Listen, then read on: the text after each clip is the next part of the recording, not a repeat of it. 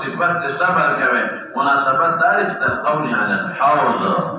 دلوی منقبت نور انصار لپاره شو یتاسو ما سره په حوض کوثر ملاقات کوي ورپسې شاو وبه قال حدثني عبد الله بن محمد قال حدثنا سفيان عن يحيى بن سعيد سمع انس بن مالك رضي الله تعالى عنه حين خرج معه الى الوليد قال دعا النبي صلى الله عليه وسلم فإذا أن يقع له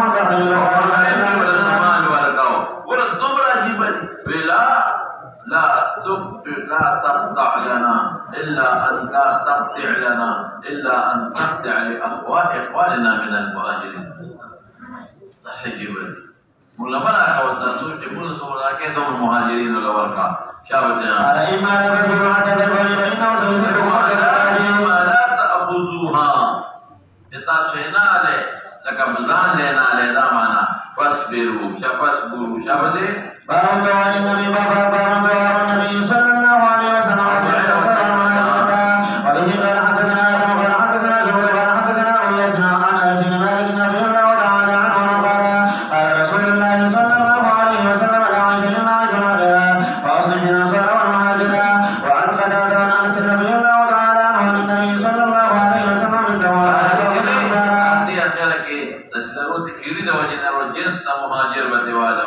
وبه قال حدثنا آدم قال حدثنا شعبة عن حميد الطويل قال سمعت أنس بن مالك رضي الله تعالى عنه قال كانت الأنصار يوم الخندق تقول نحن الذين بايعوا محمدا صلى الله عليه وسلم على الجهاد ما بقينا أبدا فأجابهم اللهم لا عيش إلا عيش الآخرة فأكرم الأنصار أكرم دار مالك في المعنى دي ترابي خبت تسوك يوشان الفاظ نقل کی سوک بلشان ولا صحيح ها وبه قال حدثنا محمد بن عبد الله قال حدثنا محمد بن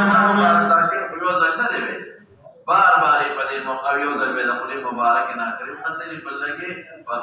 مراجع قوالدار چې دا راویانو باندې خبر راغلي دي عن ابي حسن رضي الله تعالى عنه قال جاء رسول الله صلى الله عليه وسلم ونحن في الخندق ونقول يا ولدنا فقال رسول الله صلى الله عليه وسلم اللهم لا عيش الا عيش الاخره واغفر للمهاجرين والانصار روايه بالمعنى دي واغفر الانصار والمهاجر ليسال جهان باب ما يصبرون على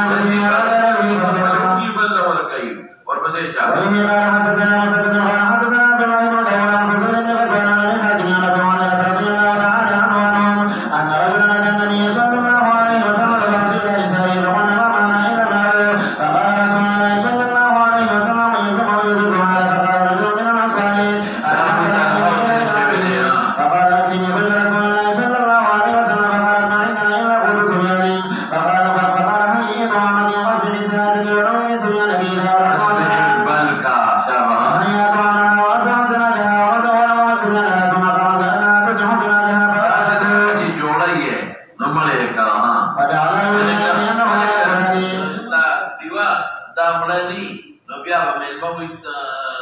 تدبيبا خوري امل ما تبلك پاتش جمله شردي وسرا سے بوتي وای او مل ما مورشي ها فبعد ذلك فلما اصبح الى رسول الله صلى الله عليه وسلم وحد الله وقد عليه ان عليكم ما انزل الله وينزلون على انفسهم ولو كان بهم خصاصه ومن يوق شح نفسه فاولئك هم المفلحون وقال النبي صلى الله عليه وسلم يقول بمحسنهم وتجاوزوا المحسنين ما هي كده تقديراتو کې دا په حدود او قصاص وکانا شابه وبه قال حدثني محمد بن يحيى ابو علي قال حدثنا شهدان وفلان قال حدثنا ابي قال اخبرنا شعبة بن الحجاج عن هشام بن قال سمعت رسول الله رضي الله تعالى عنه يقول من راى ابو بكر والعباس في مجلس من مجالسنا فلهم يدخلون فقال ما يريدون قالوا ذكرنا مجلس النبي صلى الله عليه وسلم فاخبرهم بذلك قال فخرج النبي صلى الله عليه وسلم وقد عصر على نفسه عاشر بكر وصعد المنبر ولم يصعد بعد ذلك بهم بحمد الله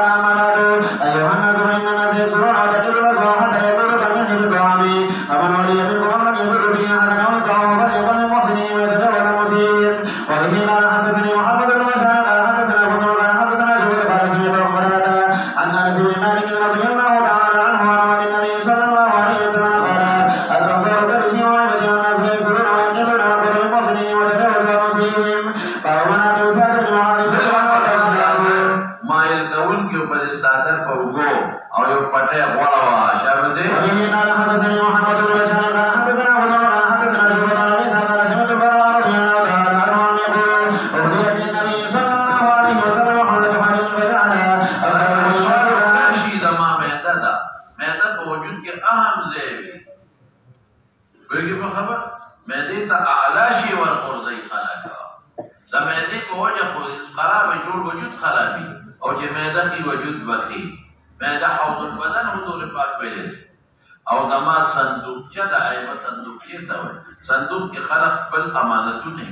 محفوظ د حفاظت سره دما رازونه دي ټول دین والناس سيبصرون ويقلون فاقبلوا من محسن وتجاوزوا مناقب سعد بن معاذ رضي الله عنه سيد الاوس والبصير ويا جوان من هذه لما يسال من معاذ خير منها ولينه رواه قتادة الزهري وسمع انس رضي الله تعالى عنه عن النبي صلى الله عليه وسلم وبه قال حدثنا محمد بن مثنى قال حدثنا الخلق قال حدثنا الفضل بن مساجد قال ابي هريره قال حدثنا ابو هريره عن النمشي عن ابي سفيان رضي الله تعالى عنه قال سمعت النبي صلى الله عليه وسلم يقول مثل ما سلمت سعد بن معاذ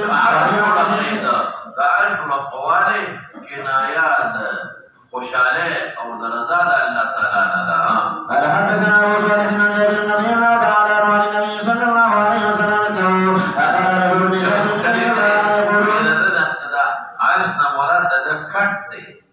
یو خزرجی کټ یو راځي څه نه شو ولدا د اوس او خزرج نن کې په خواجه غلط کېږي نو زغایب کینی وي نو دی وته وي چې نه د جنازي کټ نه مراد سمعت النبي صلى الله عليه وسلم يقول اهتز عرش الرحمن لموت سعد بن معاذ وبه قال حدثنا محمد بن عواد قال حدثنا شعبة عن سعد بن ابراهيم عن ابي امامة بن سعد بن حنيف عن ابي سعيد الخدري رضي الله تعالى عنه انه نزل نزل على حكم سعد بن معاذ يولي الوي عالم نبي الدنالم حافظ الحديث يعني ليه حديث وتيار نكسر يعني هذا مو ده راقي تراقي وانا شبه لك باني سلف تر ملاقات بیا امام ادیگر میں حضرت دا خلق یذی حافظ الحديث ابي سجل من البيان ما كده فجاء حمار فلما بلغ قريبا من المسجد ابي سجل من البيان قال النبي صلى الله عليه وسلم خير موجود يا كان رغيت لك جنازه ونا عرب الرحمن فقال يا سعد ان هؤلاء نزل رحمه قال فاني اقول بهم ان تقبل مقاتلتهم وتصبح زلالهم قال حكمت بحكم الله وبحكم الملك فاومن قبل يوسف بن حوذر بن عباد بن يوسف رضي الله تعالى عنهما وبه قال حدثنا علي بن مسلم قال حدثنا حبان قال حدثنا عمار قال اخبرنا قتادة عن انس رضي الله تعالى عنه ان رجلين خرجا من عند النبي صلى الله عليه وسلم في ليله مظلمه واذا امر بين ايديهما حدث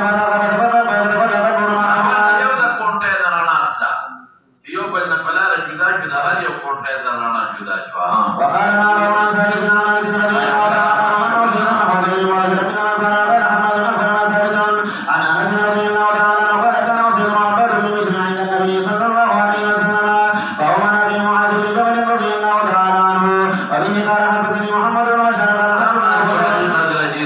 قال حدثنا زهير عن ابراهيم عن مسعود بن عبد الله بن عمرو رضي الله تعالى عنهما قال سمعت النبي صلى الله عليه وسلم يقول استمعوا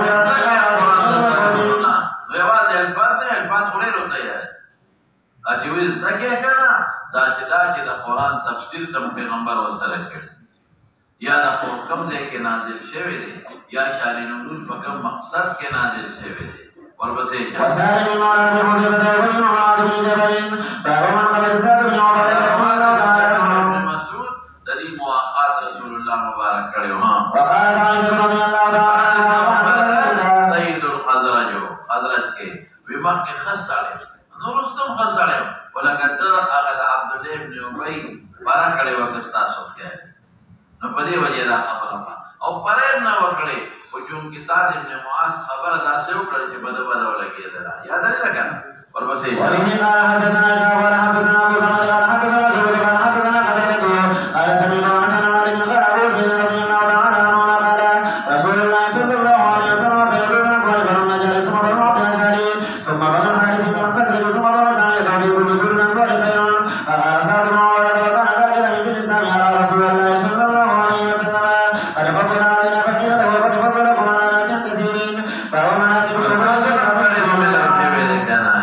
وبه قال حدثنا ابو الوليد قال حدثنا شعبة عن ابي مرة عن ابراهيم عن مسعود قال ذكر عبد الله بن مسعود من ابن عمرو رضي الله تعالى عنهما قال بنو الحارث ابن خزرج کې وکنه نو ټیک ده چې دا بنو النجار بنو عبد الاشعري په مخ کې کړ او دې په بنو ساعده او بنو فضیلت ورکړ پیغمبر مبارک و درو نه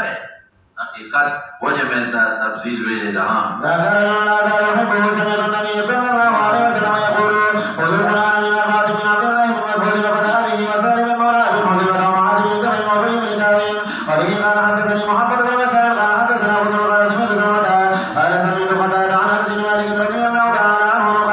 قال النبي صلى الله عليه وسلم ليبين ان الله امرني ان اقرا عليك لم يكن الذين كفروا قال وصلاني قرنا فبكى وهو مناقب زيد بن سعد رضي الله تعالى عنه وبه قال حدثني محمد بن بشار قال حدثنا يحيى قال حدثنا شعبة عن قتادة عن انس رضي الله تعالى عنه وجمع القران على النبي صلى الله عليه وسلم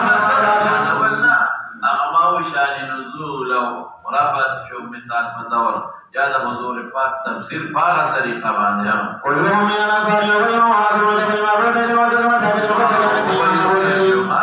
ابي بن كعب معاذ بن ميم سرا او ابو زيد قيس بن سكن نوم دي او سوق سعد بن عمر نوم دي قال احد امتي فهو مناقب يريد حتى رضي الله تعالى عنه وبه قال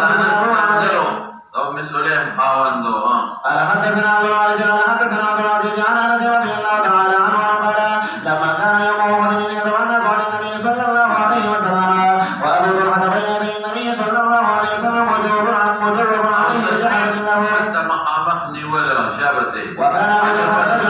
قالوا في حضور پاک ہونے لگی شديد الجد يسر يومين قوسين او ثلاثه وكان رجل يقول معه جامه من النبل فيقول انصر هذه بضعه فاسلم النبي صلى الله عليه وسلم جنم ورته وي مجه دوس باندې ټوپه ته مجیم دې کې پروای ډالته وي حجبه د سرمنه هغه تویل کېږي او جواب هم وته وي په خبر جواب خپل نوم دی ورپسې ينظر الى القوم فيقول وتحت يا نبي الله صلى الله عليه وسلم يبيت وبيت وبيت تشبه بكر ومن سهام القوم نحرقنا نحرق ولقد نهيت عائشه بنت ابي بكر وام محمد تشو بټوا وانهما لمشمرتان عاقله وزوجها دا هغه وخت چې لا د حجاب زمانہ نه وها ورپسې على مدوني ما تبلغني في افواه القوم ثم تبيعني فتبيع فتمنعني ثم تبيعني فتبلغني في افواه القوم ولقد وقاسم من يده بضعه اما مرتين واما ثلاثا فهو مناقب عبد الله بن سلام رضي الله تعالى عنه وبه قال او بیا مسلمان شوی دی وبه قال حدثنا عبد الله بن سلام فيهودو کې بنو قريظه بنو نذير بنو قينقاع دې بنو قينقاع سره د تعلق مشابهه قال سمعت مالك يحدث عن ابي بكر حسين يا ولد رسول الله مبارك بدل کړي او دې په اولاد د يعقوب عليه السلام کې وخت ابراهيم عليه السلام نو سوچ کوم د يعقوب عليه السلام د يهوديان د يهودا په اولاد کې دې د يوسف عليه السلام په اولاد کې راغلي عن عامر بن سعد رضي الله عنه قال ما سمعت النبي صلى الله عليه وسلم يقول لاحد يمشي على الارض انه من اهل الجنه الا لعبد اهل الجنه بيدي عثمان تا عمر تا وربسيشا قال فيه نزلت هذه الايه وفيه شاهد من بني اسرائيل الايه قال قال مالك لا يعطي حديثي گواهی قبلی الذين لا معلومه اجابه وبه قال حدثني عبد الله بن محمد قال حدثنا زهير بن عمرو بن عون عن محمد بن قيس بن عباد قال كنت جالسا في مسجد المدينه ودخل رجل على وجهه اشهر حجر فقال بعد رجل من اهل الجنه فصلى ركعتين يتزوج فيهما ثم خرج وتبذله فقلت انك حين دخلت الرجل قالوا هذا رجل من اهل الجنه قال والله ما ينبغي لاحد ان يقول المناسب نلقي غوي وتحدث كلمات ذاك تداول داخلت متى جنتي ويها رايت رؤيا على اهل النبي صلى الله عليه وسلم فغضبنا عليه ورايت كاني في الرجل ذكر من سعرها وكتبها عبد الله بن سلام داغيه فراخ والد فراخه باغچه و تازه و قمیاس کې ولرګي او د اوسپنې او اسفل پزمکه کې والے په اسمان کې اسمان نه پورتواله مراد دی فقيل لي قلت لا استطيع بعد من سبب بركات قلبي ولقد حتى كنت على فقد من ورد وقيل لي استمسك فاستيقظت وانها لفي يدي کوټه ملاس کې وا دا نه چې په وی خلاص کې وا یعنی کوټه ملاس کې و چې را بيدار كما فقصصتها على النبي صلى الله عليه وسلم قال تلك العروة الإسلام وذلك العمود وعمود الإسلام وتلك العروة الوسطى وأن الإسلام حتى تموتها بالعروة الوسطى وذلك الرجل عبد الله بن سلام وقال حدثنا معاذ قال حدثنا ابن عمر بن محمد قال حدثنا قيس بن عباد عن ابن سلام رضي الله تعالى عنه وقال وصيف مكان من صفوان وبه قال حدثنا سليمان بن حرب قال حدثنا شعبة وسعيد بن ابي بردة عن سعيد بن ابي بردة عن ابيه رضي الله تعالى عنه ان ولد المدينة فلقيت عبد الله بن سلام وقال الا تجد فاطعمك سميقا وتبعا وتدخل عليه انك بها باش اذا كان لك على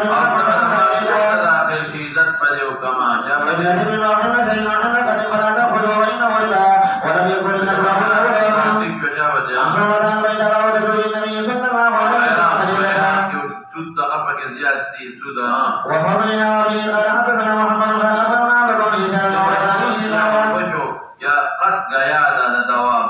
قال سمعت عبد الله بن جعفر قال سمعت علي رضي الله تعالى عنه يقول سمعت رسول الله صلى الله عليه وسلم حتى وتت به ولقد من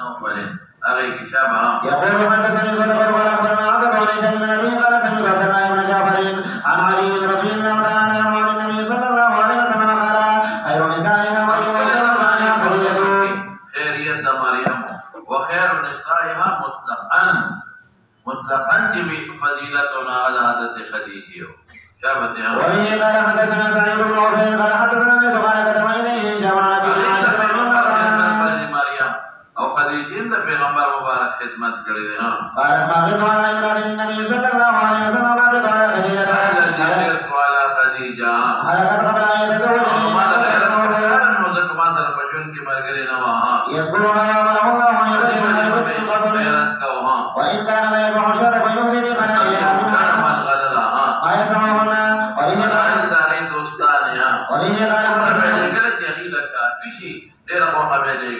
وبه قال حدثنا قتيبة بن سعيد قال حدثنا حميد بن عبد الرحمن بن زيد وعن ابي عن عائشة رضي الله تعالى عنها قالت ما غبت على امرأة ما غبت على خديجة من كثرة ذكر رسول الله صلى الله عليه وسلم اياها قالت وتزوجني ما لها بثلاث سنين وقره ربه وجبريل ويبشرها وبه قال حدثنا عمر بن محمد بن حسن قال حدثنا ابي قال حدثنا حفص عن هشام عن ابي عن عائشة رضي الله تعالى عنها قالت ما غبت على احد من نساء النبي صلى الله عليه وسلم وما غبت على خديجة وما رايتها ولكن كان النبي صلى الله عليه وسلم وربما لما شهد ثم يقطعها اضاء ثم يبعثها في صدر خديجة وربما قلت له كانه لم يكن في الدنيا الا خديجة ويقول انها كانت وكانت لي منها كانت امرأة صالحة وكانت مدقية وخذبة اتفقوا صفات موصوفة وبه قال حدثنا مسدد قال حدثنا يحيى بن اسماعيل قال قلت لعبد الله بن ابي اوفى رضي الله تعالى عنهما ما شاء النبي صلى الله عليه وسلم خديجة قال نعم ببيت من قسم الله صلى الله عليه وسلم وبه قال حدثنا قتيبة بن سعيد قال حدثنا محمد بن حسين عن عبادة عن ابي هريرة رضي الله تعالى عنه قال اتى جبريل النبي صلى الله عليه وسلم فقال يا رسول الله صلى الله عليه وسلم هذه خديجة قد اتت معها اناء فيه داء وطعام وشراب واذا بها اتتها فقرأ عليه السلام من ربها ومن ضربنا ورد السلام ما شاء الله ثم بمن قبلت وزمانا متوى جبريل وجان في الجنة من قصب الناس لا سمر به ولا نصبا وقال إسماعيل بن خليل قال أخبرنا علي والمسلم عن عائشة بن أبي عائشة رضي الله تعالى عنها وعنه قالت استأذنت هالة بنت خويلد خدیجه خور ودی اجازت وغوښته نور آیات کې پیغمبر مبارک د استیزان د خدیجه اواز یو شان وکنه دا نه غور تر آیات شو ورته نور په دغه د وجنه تاسو وجود کې رب راغی بیا ظرف هغه کې خدیجه اواز یې ول بیا اللهم تعالى درجه يعني هي خالة قالت فغيرت ما غيرتك وقصدور لخديجة آيات شوا فقلت ما تذكر ماوي يو بوله د بوله د قريشنا امرا الشقيق سو وقتو انا تدجي بوله کې وختي سره شي حلقات په الدهر وخت بوله د ولي بده اغه سره دولت تشويق راځي قد ابدلك الله خيرا منه انا خداینا بهتر خدای درکړي شابه باب ذكر جرير بن عبد الله البجلي رضي الله تعالى عنه منسوب دي اليمن شاب شباب. وبه قال حدثنا إسحاق الواسطي قال حدثنا خالد بن بيان بن قيس قال سمعته يقول قال جرير بن عبد الله رضي الله تعالى عنه قال ما حجبني رسول الله صلى الله عليه وسلم منصور أسلم ولا رأى إلا ضحكا. وعن قيس بن جرير بن عبد الله رضي الله تعالى عنه قال كان في الجاهلية بيت يقال له ذو الفلسفة وكان يقال له الكعبة اليمانية والكعبة اليسرى والكعبة الشامية فقال لي رسول الله صلى الله عليه وسلم كعبة شامية में बैतुल्ला तवे सीधे में काबा यमानिया में ज़कदा यमन के अगर शाम तरफ था वहाँ दरी पर निस्बत वाले तवे काबा शामिया भी हम इंजल खाला सोले खाला बना पड़े हमसे मामिया के बारे में ना मजा आला मनसरना व बदलना व वजदना मिना व बादना व बरना व बदना लना व यहमसा बाबun ذكر حضور بدم من يمان العبسي رضي الله تعالى عنهما وبه قال حدثنا اسماعيل بن خليل قال اخبرنا سلمة بن رجاء بن سلمة وعن ابي عائشة رضي الله تعالى عنها وعنه قالت لما كان يوم احد هزم المشركون هزيمة بينة وصاح ابليس اي عباد الله اخراهم فرجعت لهم على اخراهم بدلت اخراهم بأبيه فنادى أن عباد الله أبي فقال فوالله ما احتجزوا حتى قتلوه فقال حذيفة غفر الله له قال أبي فوالله ما زال بحذيفة منها بقية خير باب ذكرهم من جعفر بن ربيعة رضي الله عنه وقال أخبرنا عبد الله قال أخبرنا يونس عن زهري قال حدثني عروة أن عائشة رضي الله تعالى عنها وأنها قالت جاءت هند بنت عتبة قالت يا رسول الله صلى الله عليه وسلم ما كان على ظهر الأرض من أهل فإن أحب إلي أن يزل من أهل ثم ما أصبح اليوم على ظهر أحب إلي أن يعز من أهل جمائك قال وإذا والذي نفسي بيده قالت يا رسول الله صلى الله عليه وسلم إن أبا سفيان رجل مسك فهل علي حرج أن أطعم من الذي له عيالنا قال نعم لا أعلم إلا بالمعروف. باب حديث زيد بن عمرو بن نفيل رضي الله تعالى عنه وبه قال حدثني محمد بن أبي بكر قال حدثنا فضيل بن سليمان قال حدثنا موسى قال حدثنا سالم بن عبد الله بن عمر رضي الله تعالى عنهما وعنهم أن النبي صلى الله عليه وسلم لقي زيد بن عمرو بن نفيل بأسفل فتح قبل أن ينزل على النبي صلى الله عليه وسلم الوحي فختمت للنبي صلى الله عليه وسلم ثم قال زيد بن الناس آكل بما تفرحون على أصحابكم ولا آكل إلا ما ذكر اسم الله عليه وأن زيد بن عمرو كان يعيب على كل شيء ذبائحه خلقها الله وأنزل لها من السماء الماء وأنبت لها من الأرض ثم تذبحونها على غير اسم الله إن كان من ذلك ويقوم له. قال موسى حدثني سالم بن عبد الله ولا أعلم إلا يحدث به عن ابن عمر رضي الله تعالى عنهما أن زيد بن عمرو بن نفيل كم كده كلمة أو يتبع كتابه إلى الدين فلقي عالما يهوديا فسأله عن دين فقال إني لعلي أن أدين دينكم لو سماوي دين من وقته لشركنا من أفرادته فأخبرني ما لخبر فقال يهودي ملاوتي لا تكون على ديننا ولي حتى تأخذ بنصيبك من غضب الله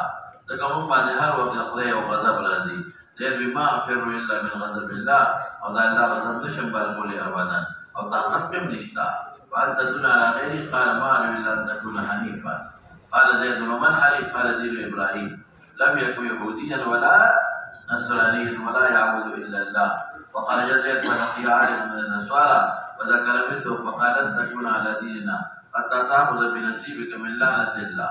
وبعد ما يشهد قضي لعنة الله غيره قال ما أفر من لعنة الله ولا أحمل من لعنة الله ولا من غضبه شيئا أبدا أو طاقة من له قال تدلني على غيري قال ما أعلم إلا أن تكون حنيفا لقد تدغوه. قال ومن حنيف قال دين إبراهيم لم يكن يهوديا ولا نصرانيا ولا يعبد إلا الله. فلما رأيت قولهم في إبراهيم خرجا هو التأويل أخوانا فلما بردت ميدان تروت سحرات ثلاثون قرطكا اللهم إني أشهد أني على دين إبراهيم شباب وقال ليس كتب إليه شعر نبي نبوت نمح كده مرضها عن أسماء بنت أبي بكر رضي الله تعالى عنهما قالت رأيت زيد بن عمرو بن نفيل قائما مسلما ظهره إلى الكعبة يقول يا معشر قريش والله ما منكم على دين إبراهيم غير ما كان يحب وقلت يقول جم ده يقول محفظة مجال دي جم ده يقول دا كتابة وجلا دبت بشكرا لا إحياء من أحياها ويقول الرجل إذا أراد أن يقتل لا تقتلها سبقا في جمد الإسلام مشقة لها لا بواغشتا فكان فقط رشوة قال لأبيها إن شئت دفعتها إليك وإن شئت كفيته بأمن مشقة لك فيما وذا بس فكما